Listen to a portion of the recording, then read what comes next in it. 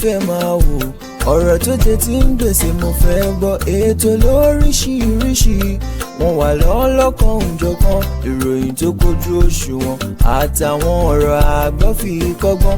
Ire wọlé fún tẹ̀rù tọmọ, tèwe tàgbà ẹ má fi para. Ètò TV mo fẹ́ máa wò, ọ̀rọ̀ tó jẹ ti ń gbèsè mo fẹ́ gbọ́. Ètò lóríṣiríṣi wọ́n wà lọ́lọ́kan òjọ̀kan, ìròyìn tó kojú òṣùwọ̀n àtàwọn ọ̀rọ̀ àgbọ́ fi kọ́gbọ́n.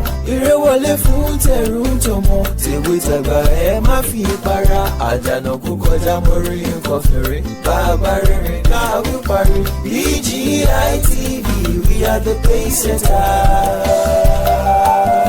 Bàbá gbàgede ìmọ̀ tẹlifíṣọ̀n station tí dòde. Mo kí gbogbo ojú tó ń wò mí káàkiri ayé, mo kí wa lọ́kùnrin lóbìnrin lọ́mọdé lágbà nínú ilé yìí, mo kí wa pé a kú déédé àsìkò yìí, àsìkò bójú ọjọ́ ti rí ẹ̀dẹ̀ odò bí o bó ló ti rí lọ́dọ̀ tìyín. Ẹ káàbọ̀ sórí ètò ọ̀rọ̀ tó ń lọ lórí ìkànnì Bàbá Gbàgede Ìmọ̀ TV lórí YouTube àti à ń jẹ́ Gbàgede Ìmọ̀ with Aláwìyé Adébáyọ̀ lórí Facebook, a sì ń jẹ́ Gbàgede Ìmọ̀ _22 lórí Instagram, lórí TikTok à ń jẹ́ Bàbá Gbàgede Ìmọ̀. Gbogbo àwọn àyè tá a dárúkọ yìí ó lárọ̀ wá pé ẹ jẹ́ ká máa follow wa, ẹ subscribe fún wa lórí YouTube, kẹ́ ẹ bá wa tẹ follow láwọn àyè mẹ́tẹ̀ẹ̀ta tó kù. Ojú tẹ fi ń wò mí ò ní fọ́, etí tẹ sì fi gbọ́ mi ò ní di. Aláwìyé Adébáyọ̀ Sàbúrì ọmọ bàbá tíṣà lábẹ́òkúta, ẹni tí gbogbo wa mọ̀ sí Bàbá Gbàgede Ìmọ̀, ó ní ẹmọ̀ mi sí orí ìkànnì tí a wà yìí náà, òun náà làwà tá a ti ń dábí ẹ̀dùn tá a ń rọ̀ bí òwe. Ọ̀yá ẹ wá nǹkan fìdílé tàbí kẹ́ fìdílé nǹkan, mi ò ní fẹ́ sọ ilé pẹ́, ilé yá mi ò ní fẹ́ sọ ìdílé pẹ́. Ní pápá pàbí tí wọ́n ṣe ní pápá, ẹ jẹ́ ká gbé agbami ètò, ẹ jẹ́ ká gbé ọkọ̀ ojú omi ètò sórí agbami, ká sì jọ dé èbúté ayọ̀ náà lájáde sí lágbára Ọlọ́run. Ó yá o, lónìí Owú ni mo fẹ́ lọ ní ọ̀dọ̀ bàbá wa Olúwaṣẹ́gun Ọbásanjọ́, ọ̀dọ̀ wọn ni mo fẹ́ lọ lónìí. Mi ò mọ ibi tí mo ti lè bẹ̀rẹ̀. Ìdí ni pé ẹnu ọmọ ò gba bàbá pàdé mọ́ àbí ìyá pàdé mọ́. Àmọ́ Yorùbá ní bójú bá ń ṣe pin tá a bá yọ ìpín ká fi fojú, ojú ò ní mọ̀ pé tóun ṣe ò dáa. Bí bàbá Ọbásanjọ́ ṣe jẹ́ bàbá mi tó, àwọn ọ̀wà kọ̀ọ̀kan tí wọ́n ń wù sílẹ̀ Yorùbá yìí kò tẹ́ mi lọ́rùn, kò sì tọ́mọ Yorùbá náà lọ́rùn. Etí mi ti wá kún, kódà àwọn èèyàn accuse mi. Mo ráwọn tó pè mí lánàá, Bàbá Gbàgede ṣé torí Ọbásanjọ́ jẹ́ bàbá ẹ gbogbo tú tó ń pa yóò sọ̀rọ̀. Mo ní kì í ṣe bẹ́ẹ̀. Nǹkan méjì ni wọ́n challenge mi sí. Wọ́n ní kan náà 50 million 90 million àjì àbí kí náà pé rúmọ̀ ọ̀rọ̀ tó ń gbé kiri. Mo ṣe ń bọ̀ wá blast yẹn, ìyẹn dọ̀la lágbára Ọlọ́run kì í ṣe ní. Lénìí ọ̀rọ̀ àwa Yorùbá ló kàn mí. Nǹkan méjì táwọn èèyàn pè mí sí lánàá nìyẹn. Wọ́n ní ẹnìkan ìjọba ó sponsor àwọn ní àjì fún 90 billion bí 90 million ṣàpè bákan. Mẹ́sẹ̀jì tẹ́ni yẹn sẹ́ndì sí mi, màá lọ wò, máa fi yẹn sọ̀rọ̀ lọ́la. Àmọ́ lónìí ọ̀rọ̀ Yorùbá ló kàn mí, ló jẹ mí lógún.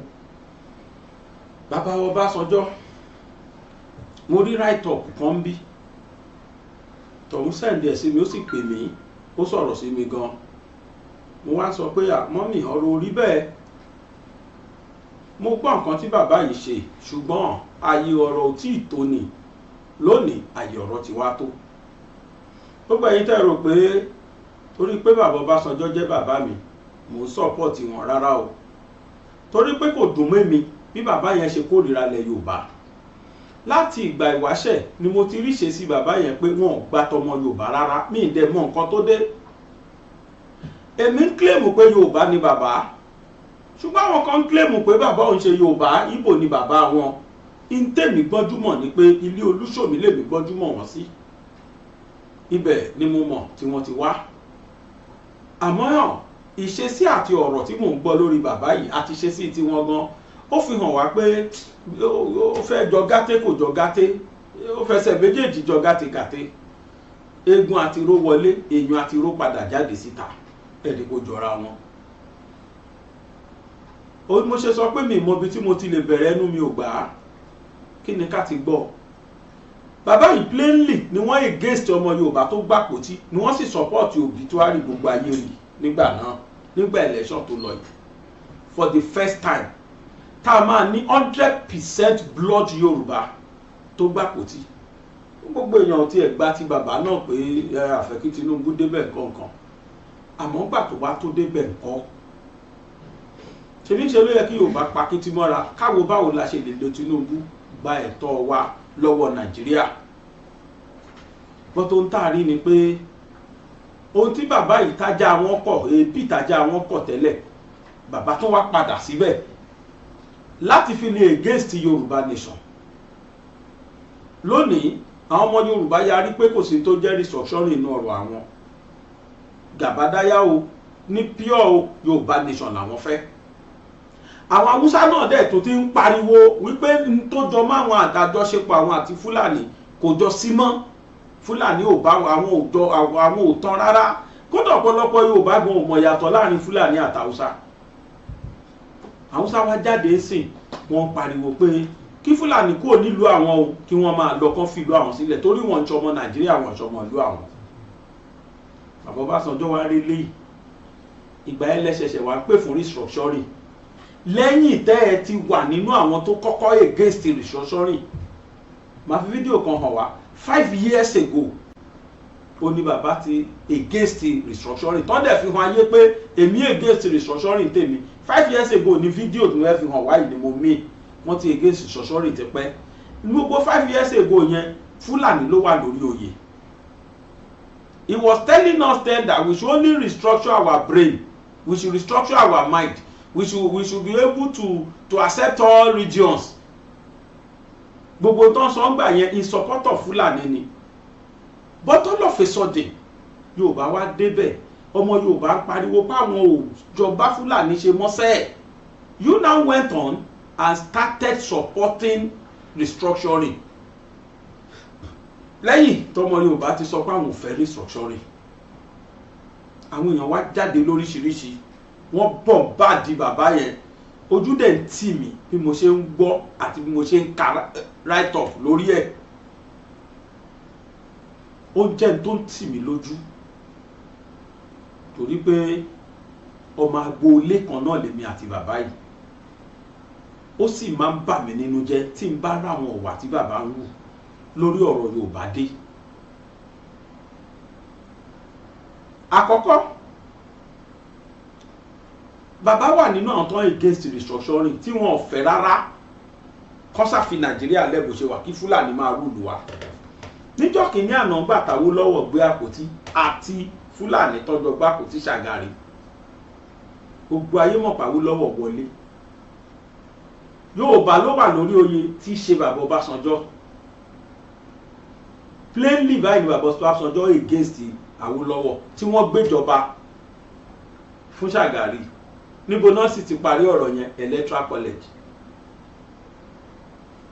Òru ni wọ́n fi announce election, òru ni wọ́n fi announce result, ni wọ́n fi yí Awólọ́wọ̀ lágbòdà mi.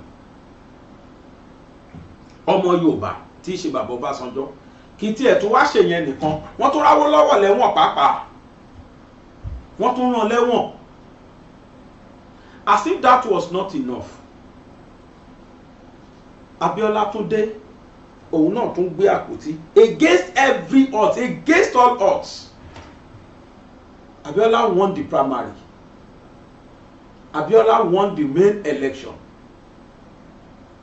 The next thing tí bàbá Ọbásanjọ́ tún máa sọ wọ́n tún jáde wọ́n tún against Abiola. Ntó wá dùn mí jù láyé ni pé bàbá Ọbásanjọ́ ló wá jẹ gbogbo àǹfààní àti ìyà táwọn Tinubu tí Abiola gbé sílẹ̀ point blank then bàbá Ọbásanjọ́ against Abiola as president. Bẹ́ẹ̀ táwọn ni wọ́n jàǹfààní gbogbo ìyà t'Abiola jẹ because ẹ̀rù ń ba Fúlàní gbà ẹ̀ tí Fúlàní bá ti ṣàìdá wọ́n á sáré pé Yorùbá mọ́ra. Ẹ̀rù ń bà wọ́n gbà yẹn pé ní táwọn ṣe Abiola yóò bá pín wọn ò dẹ̀ fẹ́ ká pín. Gbogbo effort Awólọ́wọ̀ lórí ilẹ̀ lórí western region ta ló dàrú ṣe bẹ́ẹ̀ yín bàbá Ọbásanjọ́ náà ni ẹ̀yin náà lẹ dàrú. àwọn nǹkan tí mo ní wọ́n bàbá yẹn ṣe tó ń tì mí lójú gẹ́gẹ́ bí ọmọ agboolé wọn ni. kí ló fa ìtàn pé yíbò ní jáde ṣebí wà tán wù sí Yorùbá lọmọ wọn ní bí ọmọdé bá kọyún àná àgbà fìtàn balẹ̀. ṣebí torí àwọn ọ̀wà tí bàbá yẹn ń wù sí ọmọ Yorùbá àti sí àwọn olórí ilẹ̀ Yorùbá pàápàá. ẹ̀bẹ̀ ní mẹ́ta ìná kọ̀mándà àwọn ọba wa ẹ̀dílé ẹ̀dọ́kọ̀ ẹ̀dọ́kọ̀ gbogbo ìtàwọn yóò ti inú last year yìí náà ni kì í pọ̀dún kan. And as soon as tí wọ́n ṣe ń tán ṣe yẹn gbáàsì àwọn Fúlàní bẹ̀rẹ̀ sí ní dọ̀yà àwọn ọba wa ní straight because they saw how weak our kings were. wọ́n rí pé àwọn ọba wa àṣegbẹ̀gbẹ̀ tú ẹ̀ tiẹ̀ ni wọ́n àṣe àfúyẹ́ gẹ́gẹ́ òwú lọ́pọ̀lọpọ̀ nù wọn. wọ́n rí ibi táwọn ọba wa weak sí pé if a single man could be controlling you like this it means bẹ́ẹ̀ lé wọ́n dẹ̀ wọlé sáwọn ọba wa dáadáa.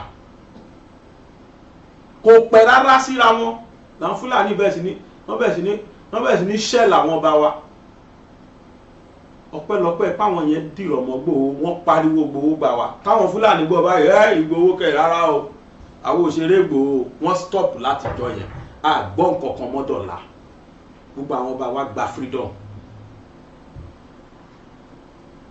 Awólọ́wọ̀ ṣe tiẹ̀ ọba Abíọ́lá ṣe tiẹ̀ ó tún lọ bàbá ìwà náà tó ṣàbíọ́lá pa.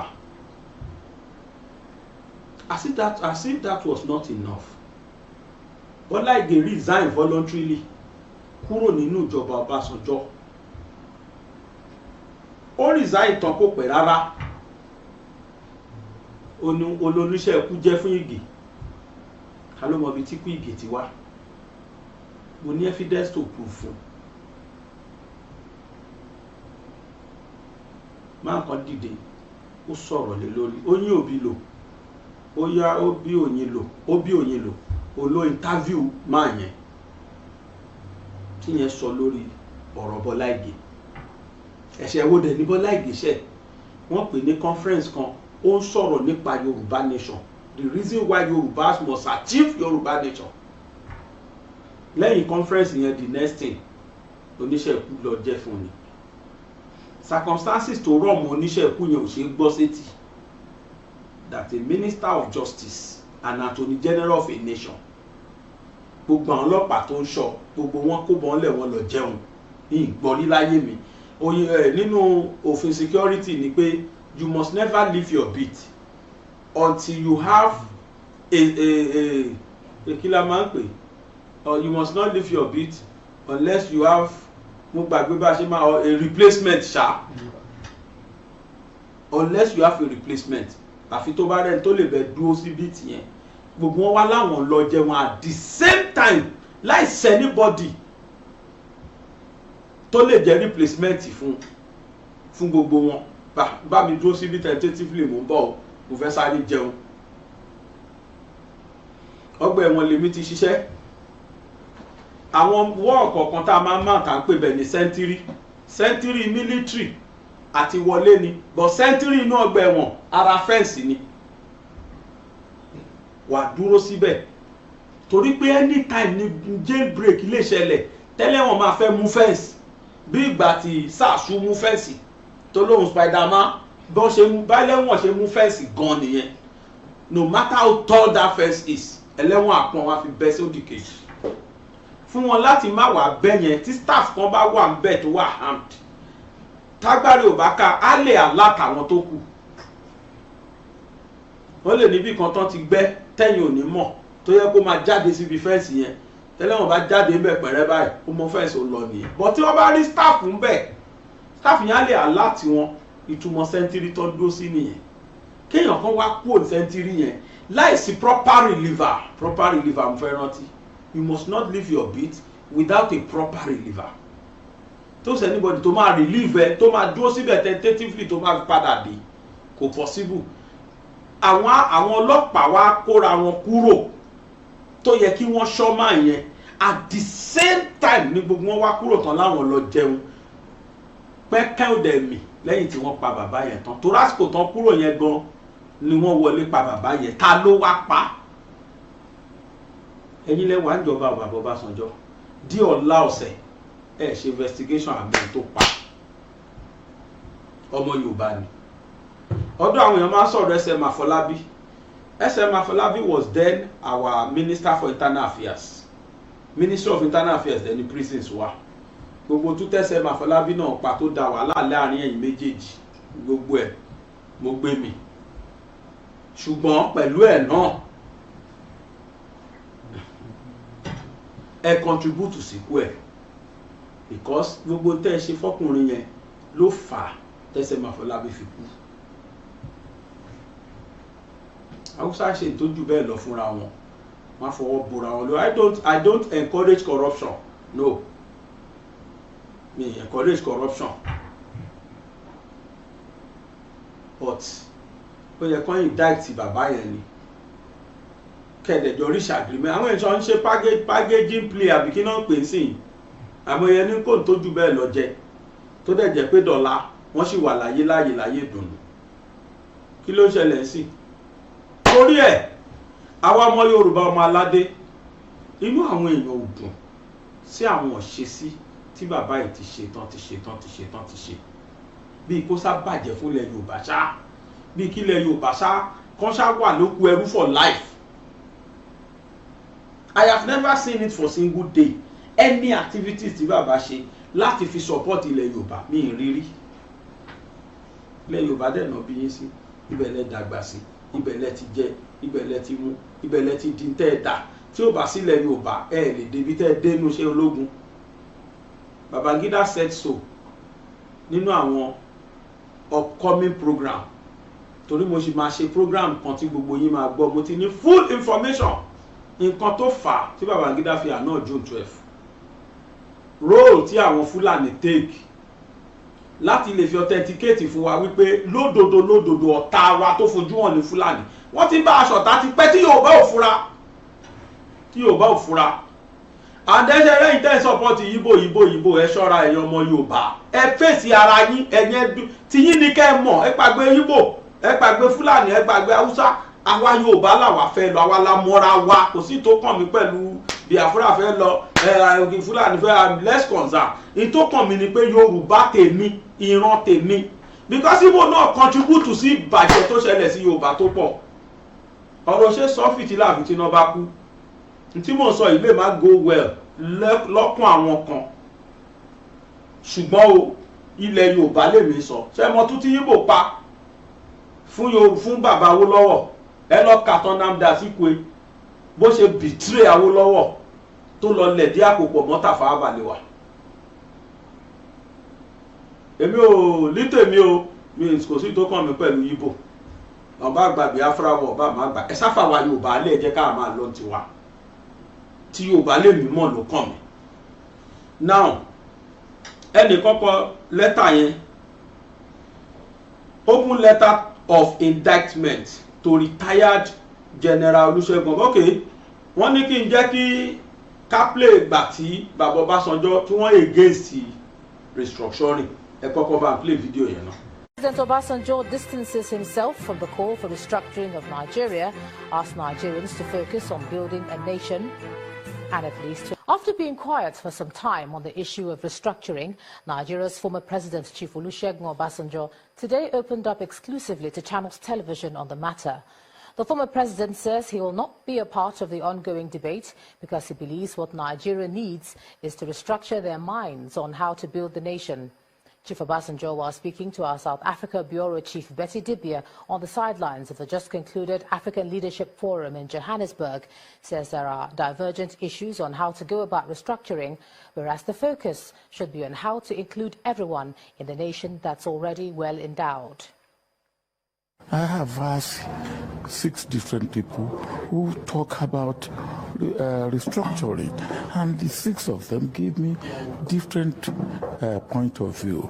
And the other day, some people even came to me, and what they were talking about doesn't make sense. Now, so what are we talking about? We have a country that God has endowed. Now, the management of that endowment is what we all have to put our hands, all hands on deck, and put out how do we deal with it. And then some of them are nostalgic about pre-independence. That's their restructuring. Some of them are nostalgic about immediate post-independence. That's their restructuring.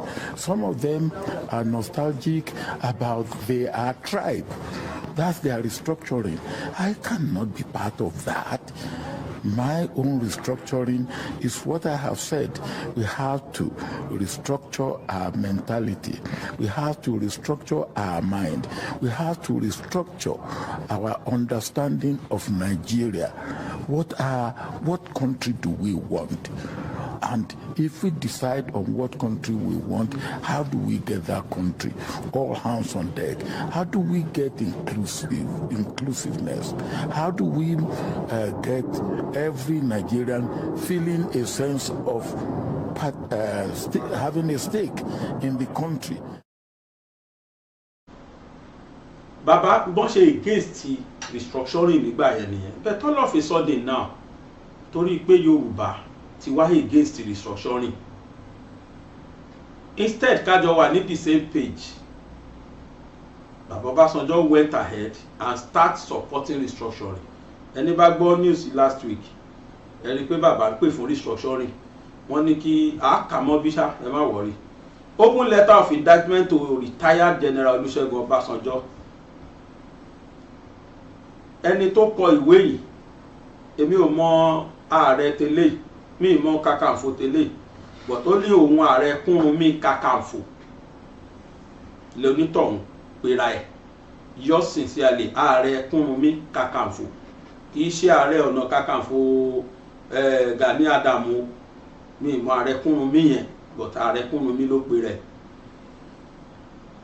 I was shocked when I read what you said in the news last week that Nigeria must be restructured in order to avoid a disintegration. Ṣé ti rí báyìí?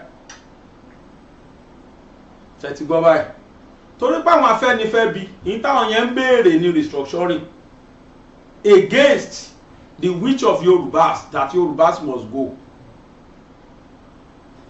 Obasanjo now came out and supported what those guys said after he has against it.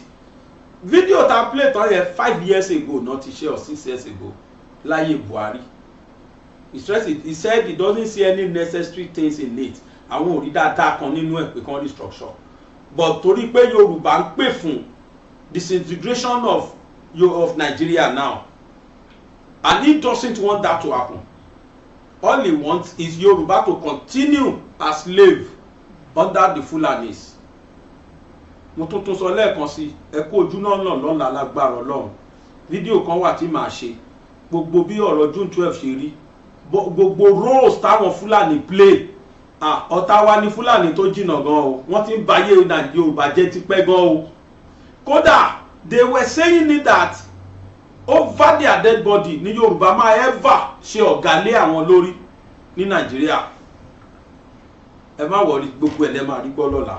Nítorí wípé àti wá ń pè fún Yorùbá nation. Obasanjo now went ahead and started supporting restructuring of Nigeria now. Nítorí pé wọn ò fẹ́ disintegration. Wọn ò fẹ́ kí Yorùbá lọ. Ó lẹ́ni sọ pé I was shocked when I read what you said in the news last week that Nigeria must be restructured in order to avoid a disintegration. I couldn't believe my ears that our same President Olusegun Obasanjo can openly canvass for true federalism and restructuring. Wow, God is really wonderful. Sir, is it true that you said the present Nigeria structure has turned your Yoruba race into second-class citizen? Am I dreaming or what?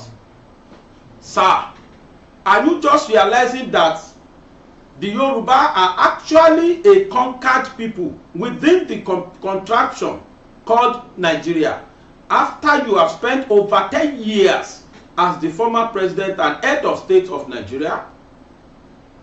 What were you thinking when you were using state forces and actors like the Nigerian army and police to kill, maim, and destroy fellow Yorubas and other Southerners like the people of Odi, all in the name of one Nigeria. With all due respect, sir, why are you trying to turn into a Yoruba nationalist all of a sudden after you have openly denigrated and spited your people, both home and abroad, for the sake of other ethnicity, most especially the Fulani oligarchies and caliphate in Nigeria? Your atrocities against the Yoruba nation is uncountable. As far as I know, you have never used your position and influence to preserve the Yoruba race or fight against injustice meted out against the Yoruba nation by other ethnic nationalities within Nigeria. We remember that Madam Funmilayo Ransome Kuti was killed during your regime as the military head of state. Chief Bola Ige was also assassinated during your regime as the civilian head of state. Till date, nobody has been prosecuted for the assassination of those bright Yoruba citizens. We still remember the hatred and bitterness you harbor against the late sage. May his soul rest in peace, Chief Obafemi Oyeniyi Awolowo stood dedicated and sacrificed his life for the Yoruba nation till his death, while you planned for his legacy to be permanently destroyed in Yoruba land, in Nigeria and throughout the world. Fela Anikulapo Kuti was beaten and tortured by soldiers during your regime as the head of state. Fela today is one of the greatest Yoruba songs that ever graced the earth. Pa Awolowo won the elections in 1978, but you openly campaigned and rigged in favor of a Fulani candidate. You were quoted to have said that the best candidate will not win the election.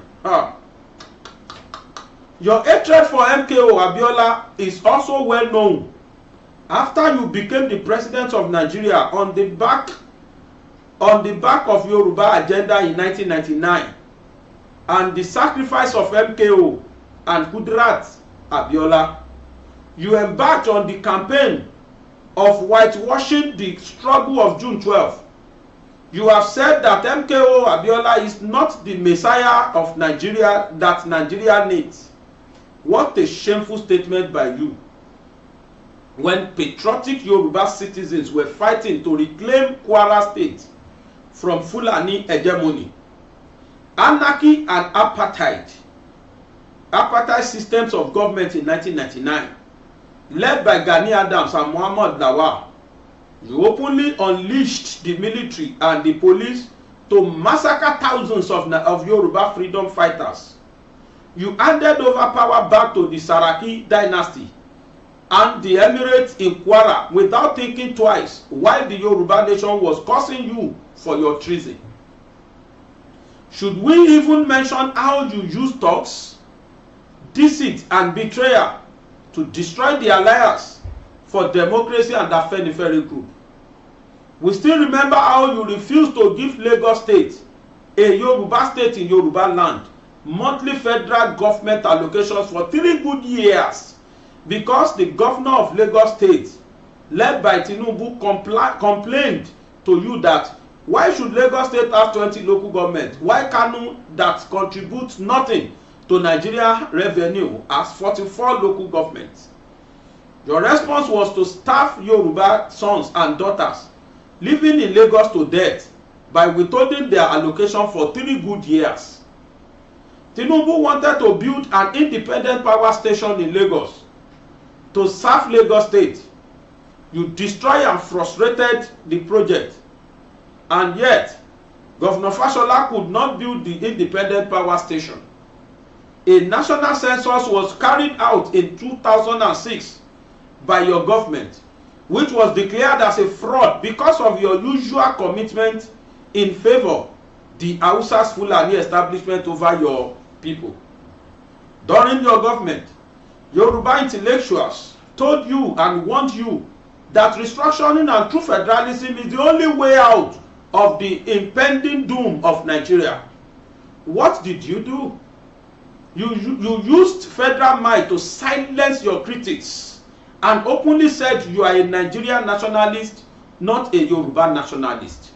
Do you remember, sir? Do you still remember, sir? Fast forward those years to 2020. You are all of a sudden crying and screaming of Fulanization and Islamization. You are now an apostle of true federalism and restructuring. It's even amazing that you can attend Oodua People's Congress meeting to talk about Yoruba agenda after you openly called Oodua People's Congress a terrorist organization. What a shame. With all due respect, sir, you have been more of a disaster to the Yoruba nation than a blessing since 1999, since 1960. You destroyed the Yoruba nation for the sake of your greed and selfishness. We will never forgive and forget your misdeeds against millions of Yoruba citizens. In the name of Olodumare, the Yoruba nation will get out of this shithole called Nigeria, and you can gladly relocate your lineage to north or eastern part of Nigeria, but not in Yoruba land. If you are actually remorsefully and shameful, you should never talk about Yoruba agenda, because you are the #1 enemy of the Yoruba race. May Olodumare continue to uplift the Yoruba race. Amen. Yours sincerely, Ààrẹ Kúnmi Kakanfò. Lẹ́tà tí ẹnìkan sẹ́ndì sí mi lánàá rèé lórí ọ̀rọ̀ pé bí bàbá Ọbásanjọ́ ṣe wá ń sọ̀rọ̀ lórí restructuring àti àwọn nǹkan tó kù lórí ọ̀rọ̀ Nàìjíríà. Èmi nìkan kọ́ mo wá o, èmi nìkan kọ́ ni mo ránra mi. Àwọn ọ̀rọ̀ yìí ń bà mí nínú jẹ́, àwọn ìsọ̀rọ̀síni lọ́tún ìsọ̀rọ̀síni lósì tí ó ń ṣẹlẹ̀ sí bàbá Ọbásanjọ́. Bó bá jẹ́ mo jẹ́ kan nínú ọmọ wọn ni, ǹbá wà nínú ẹni tí ó pè wọ́n jókòó pé bàbá ẹ panu yín mọ́ lórí ọ̀rọ̀ Yorùbá, nítorí pé ẹni tó lójú lójú ń tì, ẹ ti balẹ̀ jẹ́ jìnnà, ẹ má sọ kankan mọ́. Ẹ̀bẹ̀ ló yẹ kí bàbá máa bẹ̀ nísìn, kí wọ́n sì máa wojú rere Ọlọ́run, kí wọ́n máa wojú rere ọmọ Yorùbá, bóyá wọn ajẹ́rìí ìdáríjì kí wọ́n tó kúrò láyé. Bàbá ti balẹ̀ Yorùbá jẹ́ jìnnà ju kán túnṣe lọ. Àìmọye ọmọ Yorùbá lẹ ti pa lẹ́kún, lẹ ti dá lóró. Bẹ́ẹ̀ ni, èmi nìkan kọ́ ni mo wá sọ̀rọ̀. Arábìnrin kan náà tún wá jáde láti London. Arábìnrin ti kọ́ sọ̀kan níbi ọdún méjì sẹ́yìn. Ó tún wá padà tún sọ míì báyìí lórí ọ̀rọ̀ tá à ń sọ yìí. Bàbá Ọbásanjọ́ ni wọ́n bá wí o. Ẹ jẹ́ ká jọ lọ gbọ́ ohun tárábìnrin náà tún rí tóun náà tún sọ. Ṣùgbọ́n ká tó lọ gbọ́, mo sọ lẹ́ẹ̀kan wípé nígbà tí olóyè Bọ́lá Ìgè kọ resignation letter wọn, bó tiẹ̀ ti hùn kó jẹ́ pé Ọbásanjọ́ ò tí ì effect ẹ̀, ṣùgbọ́n wọ́n ti resign, wọ́n ti kọ lẹ́tà páwọn resign. Wọ́n sì wà ní minister for justice and Attorney General, ṣùgbọ́n ti resign pé ọ̀gbẹ́ni mi ò ṣe mọ́, ó kù kíjọba buwọ́lù kán sì máa lọ. Ló di pé àwọn ẹni yẹn lọ ká wọn mọ́ ni wọ́n pa bàbá Bọ́lá Ìgè. Kí ni mo rí tí mo fi sọ bẹ́ẹ̀? Ẹni tọ́rọ̀ ṣojú ẹ̀ rèé, ẹ jẹ́ ká gbọ́rọ̀ lẹ́nu bàbá yẹn. Let me start from the beginning. Chief Ige and Chief Obasanjo were both members of the cabinet of Major General Adebayo, when Adebayo was governor of Western State. Bola Ige was a commissioner. Obasanjo was the commander of the Barangazi organization. By that position, he was a member of the cabinet. So they have been friends for many years. So when it was when Obasanjo was made the presidential candidate of the PDP, he came to Ibadan to talk to Bola Ige, asking for his support. And Bola Ige said, "No, I will not support you. We will meet on the field." Then he said he would like to come and talk to Afenifere. That's Chief Obasanjo now. So he came to an Afenifere meeting in Baba Onosonya's house. Obasanjo was there. So although the meeting ended almost like a fiasco, because Baba Onosanya said, we don't want to see non-Yoruba people in this meeting. And Obasanjo said, I'm contesting for the presidency of Nigeria, not of Yoruba land. Therefore, those who are non-Yoruba who are here should need to stay with me. And Baba Onosanya said, then, Aremu, you need to go out. We will not allow that. So the meeting ended. The meeting ended. That was 1998. Or early 1999. Interesting. Yes. So when he now invited Chief Ige to come and join the government, Chief Ige decided that this is not a decision I could take alone. So a meeting of Afenifere leadership from all over Yoruba land was called to Onyx Plaza in Ikeja, Jale. That was where Bola Ige tendered the letter and said, this is what I have been given. And the meeting, everybody spoke in that meeting, and they supported Bola Ige joining the government. They did? Yes. Bola Ige went for that appointment, where unfortunately it did not last. Who killed him? How can you be asking me such a question? How would I know who killed Bola Ige? But you know the circumstances. Yes, the circumstances very, very unfortunate. I remember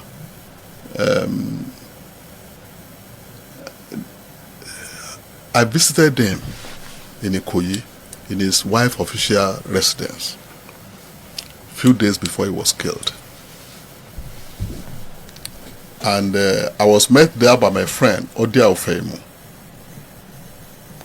And he was telling us that he was going to join the International Criminal Court. That he was resigning from the government of Chief Obasanjo. So the letter that he has drafted, he showed it to me. I read it and pointed out some few things that he needed to change there. And I gave the letter to Odia, who's a very well-versed in the English language. So Odia also read the letter.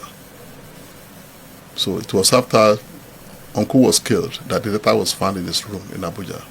I don't think he ever, I don't know whether he submitted one copy to Obasanjo or not. But a copy of the letter was found in his room. Can that letter, do you think somebody saw that letter and that has implications? I don't think so. I think,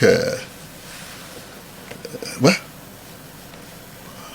I don't know. Let me just say that the death of Uncle Bola was a very dark chapter for all of us. It's as if we became orphaned, those of us who were very close to him. The way the security men left the scene? The whole thing was mysterious. And let me tell you why I believe it was mysterious. Let me explain.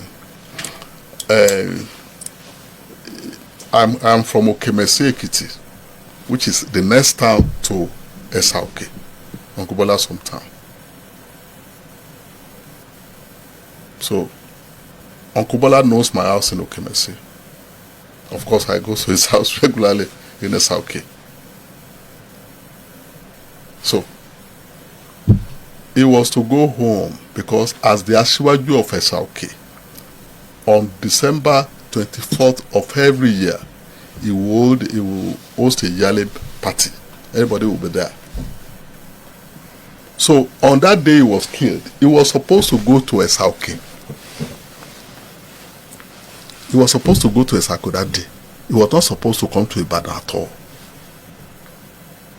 But he went to see his brother in the hospital, the retired permanent secretary. He went to see him at Lut, who was ill. And then said it was late. Let me cuckoo sleep in Ibadan. All the school, the steward, everything has been moved to SRK. In fact, the police who were supposed to guard his house, they were in SRK. Nobody was expecting him in Ibadan. There was a police contingent in his house in SRK waiting for him that night. So it was just maybe an impulse, just let's go and sleep in Ibadan. And when they got to Ibadan, there was no food in the house. There was so all the security people said, okay, you take money, go and find something to eat. Then Uncle went to. But they all left at the same time. Yes. So the gunman, who is the gunman? I don't know how it happened. It's mysterious because no, they were not really expecting Uncle Bola in Ibadan that night. Nobody was doing, so he was not supposed to be in Ibadan. We were expecting him in SRK. More than 22 years, we cannot find answers. What a land. Can we find answers? After his death, I went to, I think they call the place Lion Building to make a statement to the police. I made a request that they should do fingerprinting of his clothes. Because those people rough handled him. It was said they touched his clothes before he was shot. But I don't think that was ever done. So if no fingerprinting was done, the certainty of knowing who did the job could not be achieved. He was a great thinker, right? Extraordinary man. Bàbá wọn ní ẹni tí ó parọ́ ní sọ pé lẹ́rìí òun wà lálákejì. Tó bá jọmọ Yorùbá àtàtà tí ó sì mọ nǹkan kan nípa ikú Bola Ige. Nígbà tí nǹkan ìṣẹ̀lẹ̀ bẹ́ẹ̀ tẹ́ẹ̀sì wà ní president kò sí bó ti lè burú tó wọ́n gbọ́dọ̀ wọ ẹni tó pa ọkùnrin yẹn tó pa bàbá yẹn jáde. Ẹ pọ̀ ọmọ ìyá mi irọ́ lẹ pa gbogbo ẹni tó pa agbọ́dọ̀ wá gbogbo àwọn ọlọ́pàá yẹn lẹ́kọ̀ọ́kọ́ kó ná first torí pé instruction kan làwọn ọlọ́pàá yẹn gbà tí gbogbo wọ́n sì fún wọn ní exact time táwọn tó máa wọlé wá pa Bola Ige wọ́n fún wọn ní exact time tí àwọn yẹn máa dé definitely ẹnìkan ló fáwọn ọlọ́pàá yẹn ní instruction ta ló fún wọn ní instruction kọ́kọ́ kó àwọn ọlọ́pàá yẹn náà wá torture wọn in the course of torturing ààrẹ ní méjì mẹ́ta nu wọn tí ó jẹ́wọ́ pé mi ò fẹ́ kú lágbájá báyìí ló sọ pé ká kú òun bẹ̀ wọ́n á wá gbé lágbájá yẹn wọ́n á wá máa tọ́jọ́ lágbájá yẹn títí tóun ló fi sọ̀bi tọ́rọ̀ ti wá bẹ́ẹ̀ tí bẹ́ẹ̀ tó pa Bola Ige bẹ́ẹ̀ dọ́là alọ́lárí àràbọ̀ àmọ́ kí ló ṣẹlẹ̀ tí bàbá yẹn fi kúkú oró ikú àìmọ̀dí kódà inú ilé ẹ̀ ló wà déédéé yàrá tí ẹ̀ nìkan ni wọ́n fọ́ sílé wọ̀ tí wọ́n fi pa wọ́n sì tún bá sílé yẹn jáde ọmọ àtìyá ò mọ nǹkan kan ọmọ àtìyàwó wọn ò mọ nǹkan kan torí wọn ò dénú yàrá tiwọn onítọ̀hún fọ́ sílé wọlé wọ́n dẹ̀ pa bàbá yẹn sínú ilé wọ́n sì tún fọ́ sílé padà síta tó bá jáwọn ọlọ́pàá yẹn wà ń bẹ̀ ni ta ló jẹ́ gbóná wojú ẹkùn tí kìí ṣe ọlọ́pàá kan tí kìí ṣe méjì àmọ́ gbogbo wọn ni wọ́n ti kúrò ń bẹ̀ ní déédé àsìkò tẹ́ni tí ó ṣiṣẹ́ wọ́n sì tún padà síbẹ̀ ní déédé àsìkò tí wọ́n parí iṣẹ́ yẹn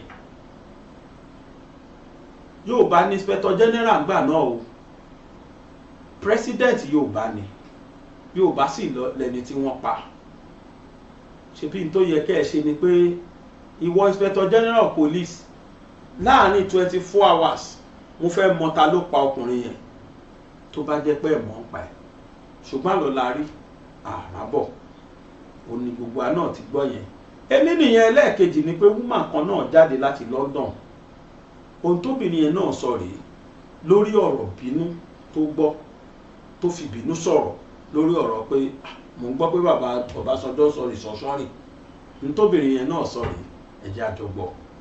wọ́n mi kéde gbọ́ mi yékéyéké wọ́n ní ẹ̀kan lọmọkùnrin kú tá a bá sọ àkú bá àbá tún sọ náà àmà kú ni ká kúkú sọ ikú yẹn gan ò ní ṣẹlẹ̀ torí kì í ṣe gbogbo ìgbà téèyàn bá sọ òótọ́ náà ló máa kú sí díẹ̀. ẹ súnmọ́ bí kẹ́ gbọ́ mo fẹ́ sọ fún gbogbo owó èèyàn mojú lówó Yorùbá tá ti ń gbé bàbá wa Olúwaṣẹ́gun Àrẹ̀mú Ọbásanjọ́ tá ti ń gbé wọn lárugẹ láti bí almost 40-30 years.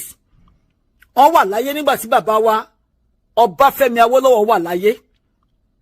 Gbogbo akitiyan tí bàbá wa Ọbáfẹ́mi Awólọ́wọ̀ ṣe, bàbá wa Ọbásanjọ́ tó bá jẹ́ ọmọ Yorùbá ògidì ni wọ́n, ó yẹ kán support wọn náà ni. Ṣùgbọ́n bàbá Ọbásanjọ́ ló ń sọ pé the best man does not have to be the president o. Bàbá wa Ọbáfẹ́mi Awólọ́wọ̀ pẹ̀lú Ṣàgàrí náà jìjàjẹ oyè náà ńgbà náà. Àwọn Akínlóye, Akínjídé àbí kí wọ́n porúkọ wọn tán jẹ́ lọ́yà. Wọ́n defend the indefensible. 12 to 3rd. Wọ́n gbóyè náà. Wọ́n fẹ́ kún Ṣàgàrí. Killer boy. Killer boy. Àwọn ọmọ Yorùbá, ojúlówó ta pera wa lọ́wọ́ ojúlówó Yorùbá. A máa fi búrẹ́dì kóra wa ní omi ọbẹ̀ jẹ. A máa fara wa bọ́lẹ̀ bí akàn. A fẹ́ kí Yorùbá ẹgbẹ́ wa kó ṣoríire. Ṣùgbọ́n àwọn máa fìtọ̀ Fori tó ń pè ní Fúlàní la fẹ́ máa sọ̀pọ́ọ̀tì nítorí kíhun tó bá fún wa. Gbogbo kíhun tó bá fún ẹ̀yin ọmọ Yorùbá. Èmi ni mo sọ ilẹ̀ yín lọ ti ń rí. Ilẹ̀ bàbá ńlá bàbá yín lọ ti ń rí. Tó bá make 100 nílẹ̀ wa, à ń rí 10 naira nú ẹ̀. Wọ́n kó 90 lọ síbi kíní, ó dẹ̀ ń dùn mọ́ yín, inú yín dẹ̀ ń dùn. Ọ̀gẹ̀dẹ̀ wa ń bàjẹ́, ẹ ló ń pọ́n. Ní wákàtí ọwọ́ yìí, mo ti ṣàlàyé nínú many messages mi. Inú ń kan mí, inú mi bàjẹ́ pé a ní àwọn ojúlówó ọmọ Yorùbá, ṣùgbọ́n gbogbo yín papínrín jẹ. Ṣùgbọ́n nírọ̀lẹ́ mo fẹ́ gbé bá yín ní pé bàbá wa Olúṣẹ́gun Àrẹ̀mú Ọbásanjọ́, wọn ò nífẹ̀ẹ́ àwọn ọmọ Yorùbá o. Wọn ò nífẹ̀ẹ́ wa pínpín, wọn tí ẹ fẹ́ rí gbé wa látàn. Màá dẹ̀ ṣàlàyé ẹ̀ fún yín. Mo ti sọ fún yín pé nígbà tí bàbá wa Ọbáfẹ́mi Awólọ́wọ̀ wà, tán jìjàǹgbara pẹ̀lú Ṣàgàrí. Wọ́n rí election ní o, ṣùgbọ́n gbé fún Ṣàgàrí. Bàbá wa Ọbásanjọ́, ọmọ Yorùbá, wọ́n láwọn ni ẹbọra wa, Òwu, tán bá jẹ́ ẹbọra Òwu ni wọ́n. Ṣé tilẹ̀ wọn kọ́ ló máa gbèsè lẹ́yìn? Tẹ́ bá sọ lọ, tẹ́ bá sọ bọ̀. Wọ́n láwọn ò kì í ṣe leader Nàìjíríà Yorùbá. Nigerian làwọn. But lórí iwájú wọn, nígbà tó wà lórí àpèrè, làwọn ọmọ Fúlàní ti ń pa wá. Gbogbo nǹkan táwọn ọmọ Fúlàní fẹ́ ṣe, gbogbo ẹ̀ ló fọwọ́ sí. Ọ̀dọ̀ wọn tó ń ṣe ṣàríà. Nígbà tí bàbá Ọbásanjọ́ wọbẹ̀, kò sọ pé wọ́n ń lọ sí ìṣẹ̀lẹ̀ pé democratically lọ́n elect wọn, wípé kò sí 2 laws tó máa govern Nigeria. Àwọn Fúlàní ń ṣe ṣàríà o. Wọ́n dẹ̀ ń lo legal one fáwọn bíbáyìí, British law làwọn ń lò bíbáyìí. Ẹni tó bá jalè bíbáyìí á lẹ́wọ̀n, tó bá jalè lọ́hùn, wọ́n á lébi ń pa wọ́n ni. Gbogbo iṣẹ́ ribiribi tí bàbá wa Awólọ́wọ̀ ṣe, tí mi bá tiẹ̀ mọ̀ gbogbo ẹ̀, kí n dárúkọ gbogbo ẹ̀. Tẹ́ bá lọ sí Ìkẹjà estate, gbogbo companies tí bàbá Awólọ́wọ̀ dálẹ̀, gbogbo ẹ̀ mà náà ti gbé ta. Àwọn Àtíkù ti gbé ta. Vice President bàbá Ọbásanjọ́ ni. WNTA or station, Western Nigeria Television Station, àti Western Nigeria something else bẹ́ẹ̀. Bàbá Ọbásanjọ́ mà ló gbé fún NTA, wọ́n sọ di Nigerian Television Association or whatever tó fẹ́ pè. Gbogbo nǹkan tí Awólọ́wọ̀ dá sílẹ̀ ni bàbá Ọbásanjọ́ fi ọwọ́ òsì yí dànù. Ọlọ́run ò ní jẹ́ ká fọwọ́ ojú ọwọ́ ṣiṣẹ́ ká fẹsẹ̀ yí dànù. Bàbá Ọbásanjọ́, mi ò tó pìtàn fún yín o. Ẹ ti kó ilẹ̀ ní ti máa pìtàn fún, ṣùgbọ́n máa sọ eléyìí. Àwọn tó sọ wọ́n sọ pé kò dàbẹ́ ni pé ọmọ Yorùbá ni yín o. Torí tẹ́ bá jẹ́ ojúlówó ọmọ Yorùbá bá ṣe ń gbọ́. Wọ́n ní Anambra ni bàbá yìí ti wá. Tí bàbá yín bá wá láti Anambra, á jẹ́ pé Yíbò ni yín. Tí màmá yín tó sọ pé lọ́wọ́ látòwu àbínú pé, á jẹ́ pé ẹ̀ kì í ṣe Yorùbá. ṣùgbọ́n tẹ́ bá ní Yorùbá ni yín ká gbà pé Yorùbá ni yín àti Anambra àti Yorùbá ọmọ South ṣeré pera yín o ṣùgbọ́n ẹ̀yin ẹgbà àwọn Fúlàní tí a bá tan rárá tí a jọra wa tá a ní the same philosophy a ní the same ethos moral ethos wa emotional ethos wa political ethos wa ó yàtọ̀ síra wọn philosophy wa towards life yàtọ̀ ṣùgbọ́n bàbá Ọbásanjọ́ ẹ̀yin Fúlàní lẹ́ ń gbé sí gbogbo iṣẹ́ ribiribi tí bàbá wọn lọ ṣe bàbá Ọbásanjọ́ yìí lẹ dàrú history tí wọn kọ́ nílé ìwé mọ́sìn ẹ̀yin lẹ cancel ẹ̀ àwọn ọmọ Yorùbá tó yẹ kó mọ ìpìlẹ̀ bí Yorùbá ṣe jẹ́ kó mọ èdè wa kó mọ àṣà wa ẹ̀yin lẹ jẹ́ kó ṣe history mọ́ ní school bàbá Ọbásanjọ́ ẹ̀dẹ̀ ní Yorùbá ni yín tẹ́ ẹ̀ bá wá jẹ́ leader Yorùbá ṣé leader Fúlàní lẹ jẹ́ because àwọn Fúlàní tó ń rúlù wọn ò kà yín kú leader o wọ́n kà yín kú stooge wọn lẹ jẹ́ ìránṣẹ́ wọn lẹ jẹ́ ìránṣẹ́ burúkú dẹ̀ nítorí pé kí ni ìṣojú yín ló ṣe ń gbé wa pẹ́ láti bí ọdún mẹ́wàá tí wọ́n ti ń pa àwọn ọmọ ojúlówó Yorùbá wọ́n á gbé àwọn ọmọ wa wọ́n á bá wọn sùn wọ́n á pa àwọn àgbẹ̀ wa gbogbo owó tá mẹ́kì ní South North láti lọ gbádùn ẹ̀ ebi ń pa àwọn ọmọ Yorùbá wọ́n ti gbalẹ̀ gbogbo Yorùbá Ìkòyí lóòótọ́ ibikíbi tó bá wù wá lóníkàlùkù wa lẹ́gbẹ̀ẹ́ ọmọ Yorùbá mélòó lẹ́yìn ní rí Kánò Kaduna Nasarawa tó kọ́ máa ń ṣò síbẹ̀ tó bá gba 25 lórí jáàmù tọmọ Yorùbá àbọmọ Ìgbò tó gba 300 ẹ kọ́kọ́ mú wọn ẹni federal character kí ló ń jẹ́ federal character incompetency mediocrity ló ń jẹ́ bẹ́ẹ̀ ìlú wo lẹ́yìn lọ tó sọ pé ẹni torí pé ó jẹ́ black American wàá wọlé tó bá jẹ́ white America ò lè wọlé àbí vice versa ẹ wá ń dágọ́mú so bàbá Ọbásanjọ́ ọwọ́ yín ò mọ́ o ọwọ́ yín ò mọ́ mysteriously ni Afọlábí kú ẹ mọ̀ ń pa ẹ̀ Mr. Afọlábí yìí àti Bọ́lá Ìgè Awólọ́wọ̀ ti bá wọn wípé kó má jẹ́ kó ní nǹkan kan ṣe pẹ̀lú yín because ọ̀dàlẹ̀ ni yín kẹ́ni má ní ni yín ajẹ́ kẹ́ni má yọ ni yín ṣùgbọ́n wọn gbọ́n nígbà tẹ́ gorí àpèrè ẹ lọ pè wọ́n kí Bọ́lá Ìgè kó wá ṣe attorney general yín ikú Bọ́lá Ìgè nígbà tẹ́ wà lórí àpèrè mà ní di ọ̀la ọlọ́lẹ̀ ẹ̀ mà rẹ̀ ń tó pa ẹ̀ mà ṣe investigation débẹ̀ Afọlábí náà ikú wọn ní kò ṣẹ̀yìn yín ṣé ẹ fẹ́ máa pa ojúlówó ọmọ Yorùbá ní ṣẹ́yìn nìkan tó bá jẹ́ pé Yorùbá ní yín ọmọ ojúlówó ọmọ Yorùbá ní yín ṣẹ́yìn nìkan ló gbádé fún ni ẹ̀yin nìkan lẹ́fẹ́ wà ń bẹ̀ títí ọjọ́ ayé yín ṣé lè wà ń bẹ̀ in the next 50 years ni Ọlọ́run gbà fún yín ni because mi ìgbọ́ pọ́pọ́ ẹgbà PhD o kì í ṣe lòbẹ́ náà rẹ̀ tí o ṣùgbọ́n ibi tó lọ́n gbé yín dé yìí kì í ṣe mímọ̀ ṣe yín bàbá Ọbásanjọ́ ìfẹ́ Elédùmarè ni tó gbé yín síbẹ̀ nígbà tẹ́jẹ̀ dórí àpèrè Olúwa bá àwọn wòlíì kan sọ̀rọ̀ pé kó sọ fún yín pé káwọn ọmọ Nàìjíríà gbọ́ àwọn ẹjọ́ méje tá bá gbọ́ àwọn ẹjọ́ méje easier fún wa láti pín kólúkálukú lọ kó lọ jórúkọ bàbá ẹ̀ kó lọ sórí ilẹ̀ tí Ọlọ́run pèsè fólúkálukú bàbá Ọbásanjọ́ ẹ̀ mà gbọ́ wòlíì yìí dúró títí di àárọ̀ ọjọ́ kejì torí pé wọ́n ti ṣe night vigil ó dúró pé kóun lè ráyè sọ fún yín 1-to-1 nígbà tán dúró táwọn èèyàn máa yọjú àwọn ògbóni ló yọjú bàbá Ọbásanjọ́ àwọn ògbóni lẹ mú wọnú ilé tẹ́ lọ bá sọ̀rọ̀ ẹ fi èèyàn Ọlọ́run sílẹ̀ ṣé mọ̀ wípé yín kan ti tàpá sọ́lọ́run tí Ọlọ́run bá tiẹ̀ fẹ́ràn yín bó ṣe fẹ́ràn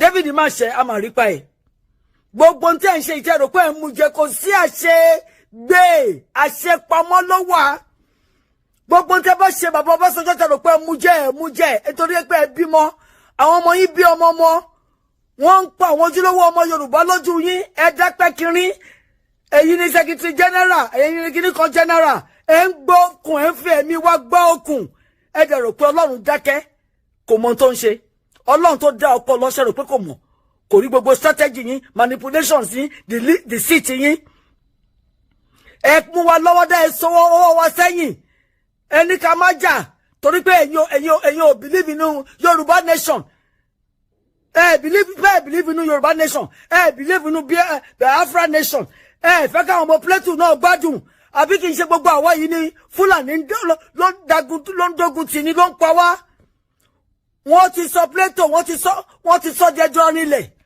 wọ́n fẹ́ sọ àwọn ọmọ Yorùbá dán lórí burúkú pálá ìmọ̀ọ́ṣe ẹ̀dẹ̀ mọ̀ pé ní gbogbo àgbáyé kò sẹ́ni tí ò rẹ́kọ̀n pẹ̀lú wa we are forced to be reckoned with. bàbá Ọbásanjọ́ ọwọ́ yóò mọ o àwọn gbogbo ohun tí ẹ ṣe tó dàbí pé Ọlọ́run wò yín ó dàbí pé ó ń fún yín ní long rope ni o Ọlọ́run ò ní jẹ́ pé rope yẹn lè máa fi hang ara yín torí pé kò sí ẹni tí Ọlọ́run dá tí ò lè mú nítorí pé kí ni alágbádá aná là ń pè ní Ọlọ́run ọlọ́wọ́ gbọgbọrọ ni ó dẹ̀ máa yọ àwa ọmọ ẹ̀ nínú ọ̀fìn bàbá tí ẹ̀ṣẹ̀ àti tọrọ dáríjì ẹ̀ṣẹ̀ àti gbàwẹ̀ àti gbàdúrà pé kí Ọlọ́run kó dáríjì wá ṣùgbọ́n ẹ̀yin ọba yẹn jẹ́ bàbá Ọbásanjọ́ ẹ ti lọ pé 90 tẹ́ ẹ̀ bá ju 90 lọ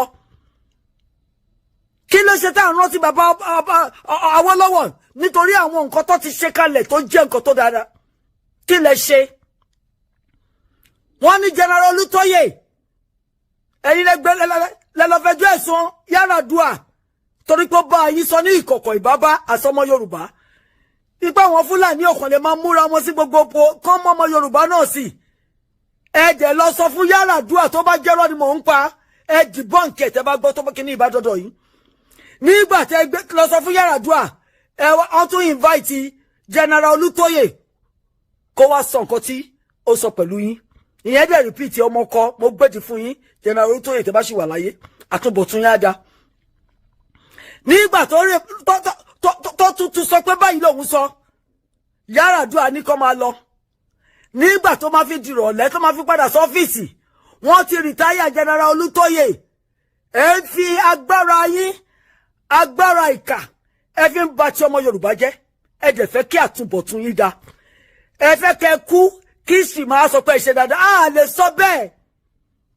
àwọn kan kú lẹ́ni tó ti bà nǹkan jẹ́ fún àwọn ọmọ Yorùbá èpè la fi ránṣẹ́ sí wọn tẹ́ bá fẹ́ ká máa súre fún yín nígbà tẹ́ bá lọ tẹ́ bá fẹ́ kí àtúbọ̀tán àwọn ọmọ yín kó da ẹ bá jẹ́ kí ẹ̀yin kó da bàbá Ọbásanjọ́ ẹ support Yorùbá o ká máa lọ o ẹ rí bí Fúlàní ṣe ń pa wá láti bí ọdún 8 sẹ́yìn gbogbo owó òlú tó ń jáde láti south lọ́dọ̀ Igbo lọ́dọ̀ Yorùbá lọ́dọ̀ south gbogbo epo lépo ní Fúlàní ń gbómu tẹ́jẹ̀ mọ́ ń pa ẹ̀ torí nǹkan tẹ́ fẹ́ dì nítorí nǹkan tẹ́ fẹ́ jẹ bàbá Ọbásanjọ́ ẹ níbẹ̀rù Ọlọ́run o èèyàn kan ló dá yín o Ọlọ́run ló ń pè o alágbádá ná ẹlẹ́wùwọ̀ yìí ọba Ọlọ́run àríbí tí àràbàtà ọba àríjà másà ọba arógun máṣọ̀lẹ̀ ṣe rò pé wá pé Ọlọ́run òkè yín ló ṣe ń wò yín ó ń fún yín lásìkò ní pé kẹtùtùrò kẹrò padà ó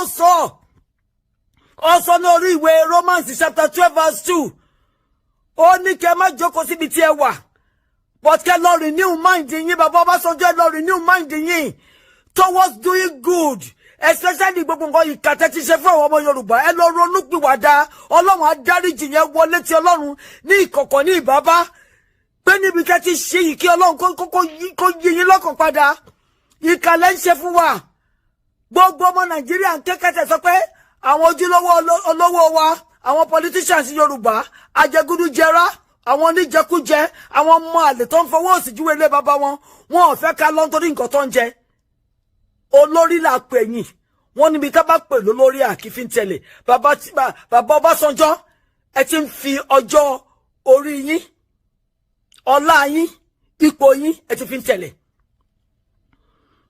tó bá dẹ̀ di pé ẹ bẹ̀rẹ̀ sí ní jẹ wá níyà débi tí ojú Ọlọ́run ò gbà ẹ má jẹ́ kí nǹkan tó ṣẹlẹ̀ sí King Saul ṣẹlẹ̀ sí yín tí mi mọ̀ pé ìgbàgbọ́ ló yẹ kẹ́ jẹ́ ṣùgbọ́n ìgbàgbọ́ ní ìmàlẹ́ ní ẹ kàwé ẹ lọ yá Bíbélì o kẹ́ lọ kà nípa King Saul ọmọ ọ̀ràn Benjamin bẹ́ẹ̀ náà ṣe jẹ́ ọmọ Yorùbá tẹ́lẹ̀ wá látòwu mi mọ bí tí dáàdì yín ti wá o Mr. Oyejekwe wọ́n pe dáàdì yín but àdúkò tí ẹ kàn mí tó bá jẹ́ Oyejekwe náà ni yín ọmọ south lẹ́sì jẹ́ àwọn ojoojúmọ́ dẹ̀ làwọn Biafra ń sọ pé wọ́n fẹ́ lọ pípa tí Fúlàní ń pa wọn yìí ti tó ẹ ṣáà jẹ́ kí ẹ̀jẹ̀ kó fẹ́ máa ṣàn lórílẹ̀-èdè Nàìjíríà ẹ̀jẹ̀ àwọn aláìṣẹ̀ ẹ wá rò pé bẹ́sẹ̀ ṣe ń pọ̀ yẹn kì í ṣe pé ó ń bí Ọlọ́run nínú ṣe rò pé inú Ọlọ́run dùn pé ẹ̀ ń tẹ ẹ̀jẹ̀ àwọn ènìyàn sílẹ̀ bàbá Ọbásanjọ́ gbogbo ohun tí Awólọ́wọ̀ ṣe tẹ́ bàjẹ́ tí ẹ ní respect fáwọn ọba wa gan ẹ dẹ̀ ní Yorùbá nìyí what kind of culture what kind of moral ethos lẹ́ni ẹ máa disgrace àwọn ọba wa èmi gan rí the last one tẹ́ ṣe tẹ́ ń pàṣẹ fún ọgbẹ́ kan dìde ní ibo ló ti ń ṣe yẹn wọn ò bí yaláya prime minister kọ́kọ́ rẹ ní London kó ní kí Queen Elizabeth dìde kó máa kí prime minister out there who does that baba Ọbásanjọ́ ṣùgbọ́n ẹ ń fi àwọn ọba wa wọlẹ̀ lójú àwọn Fúlàní ẹ kàn ń ṣe wọ́n bó ṣe fẹ́ ẹ̀yin kan tó pẹ́ tẹ́ bá rí ọbọ̀ yẹ kẹ́ dọ̀bálẹ̀ ni regardless of whether you are a president or not bẹ́ẹ̀ ṣe disgrace Olúbùṣe the second ní University of Ibadan nìyẹn at one time gbogbo ohun tí ẹ̀ ń ṣe tẹ́ mú wa lọ́wọ́ dání kí Fúlàní máa nà wá kó máa gbé wa pa ó kù sí dẹ̀dẹ̀ o ó kù díẹ̀ káàtó àgbàlagbà níyín ẹ tó bí mi lọ́mọ gẹ́gẹ́ bí mo ṣe sọ èmi náà máa tó pé 70 bọ́tẹ́ lè bí mi lọ́mọ ọmọ lè bá bàbá ẹ̀ sòótọ́ ọ̀rọ̀ wọ́n dẹ̀ ní tọ́mọ bá wọlé tó bá bá bàbá ẹ̀ sọ̀rọ̀ àbí ẹ̀gbọ́n ẹ̀ sọ̀rọ̀ tọ́ bá jáde tọ́ bá rẹ̀ ní àti parọ́ fúnra wa bàbá Ọbásanjọ́ mi ò lè parọ́ fún yín ẹ ṣe dáadáa wọ́n dẹ̀ sọ pé àgbà tó rò fọ́ ìkà ó ti dájú pé ọmọ rẹ̀ máa jẹ níbẹ̀ Bíbélì gan sọ pé a ó bẹ̀ṣẹ̀ bàbá wò láti orí ìran kìíní títí dé ìran kẹta àti ìran kẹrin nínú àwọn tó kórìíra mi bàbá Ọbásanjọ́ kórìíra Ọlọ́run ẹ nífẹ̀ẹ́ ènìyàn ẹ níbẹ̀rù Ọlọ́run ẹ kàn fẹ́ máa gbé wa pa fún àwọn Fúlàní ẹ sọ wá di màálù tí Fúlàní ń pa ẹ dẹ̀ dákẹ́ ẹ pa pínrín jẹ ó tẹ́ yín lọ́rùn torí pé kíni wọn ò gbé Ìyábọ̀ àkọ́bí yín kan pa àbí kan rèpù ẹ̀ wọn ò dá oko yín rú wọn ò jẹ oko yín ìkankanú àwọn ọbátan yín wọn ò tí ì gbé wọn ẹ̀yin fún Fúlàní láyè kó gbé kan ní fámìlì kí n wo bó ṣe fẹ́ fíìmù kan wá gba 100 million lọ́wọ́ yín kan tún wá gbókùn yín sẹ́nu ọ̀nà lẹ́yìn báwo ló ṣe fẹ́ rí ọ̀rọ̀ ṣẹ́ ní wò ká lè mẹni tó fẹ́ ni bàbá Ọbásanjọ́ ẹ̀yin náà fi ọ̀bẹ gúnra yín wò kẹwo bóyá ó máa ṣẹ̀jẹ̀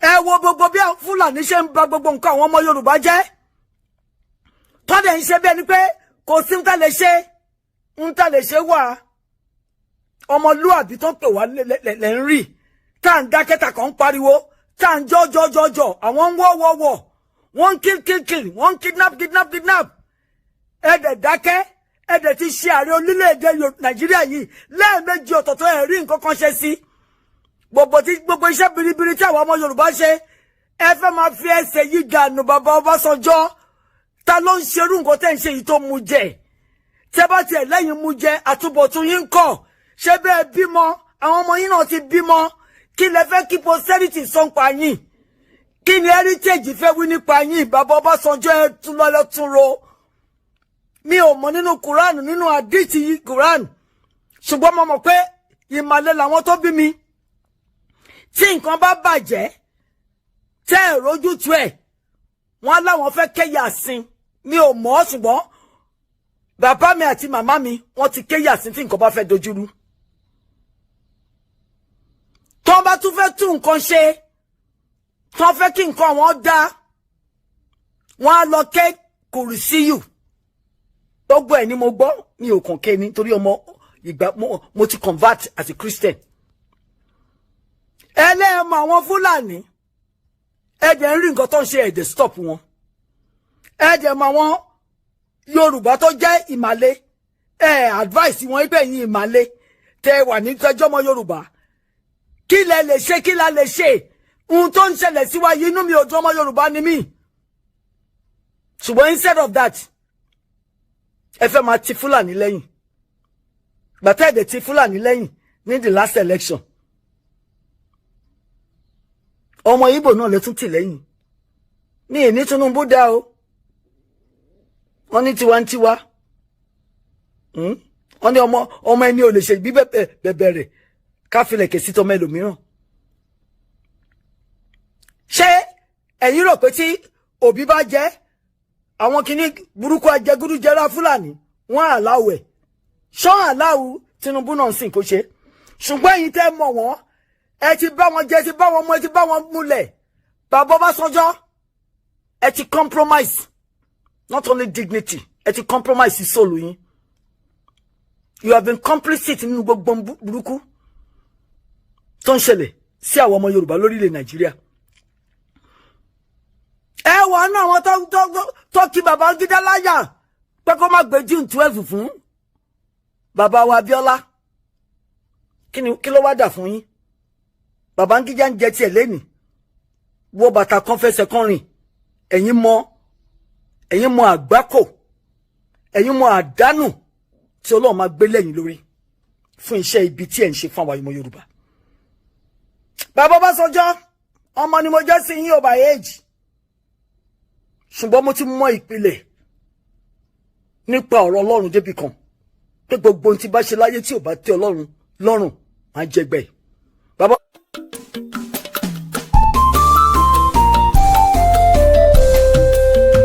BGI TV yìí mo fẹ́ máa wò ọ̀rọ̀ tó jẹ tí ń gbèsè mo fẹ́ gbọ́ ètò lóríṣiríṣi wọ́n wà lọ́lọ́kan òjọ̀kan ìròyìn tó kojú òṣùwọ̀n àtàwọn ọ̀rọ̀ àgbọ́ fi kọ́gbọ́n eré wọlé fún tẹ̀rù tọmọ tèwe tàgbà ẹ má fi para. BGI TV mo fẹ́ máa wò ọ̀rọ̀ tó jẹ tí ń gbèsè mo fẹ́ gbọ́ ètò lóríṣiríṣi wọ́n wà lọ́lọ́kan òjọ̀kan ìròyìn tó kojú òṣùwọ̀n àtàwọn ọ̀rọ̀ àgbọ́ fi kọ́gbọ́n eré wọlé fún tẹ̀rù tọmọ tèwe tàgbà ẹ má fi para àdànà kó kọjá mọ́rí nǹkan fèrè bàbá rere káwí parí BGI TV we are the pace setters. Bàbá gbàgede ìmọ̀ tẹlifíṣọ̀n station tí dòde.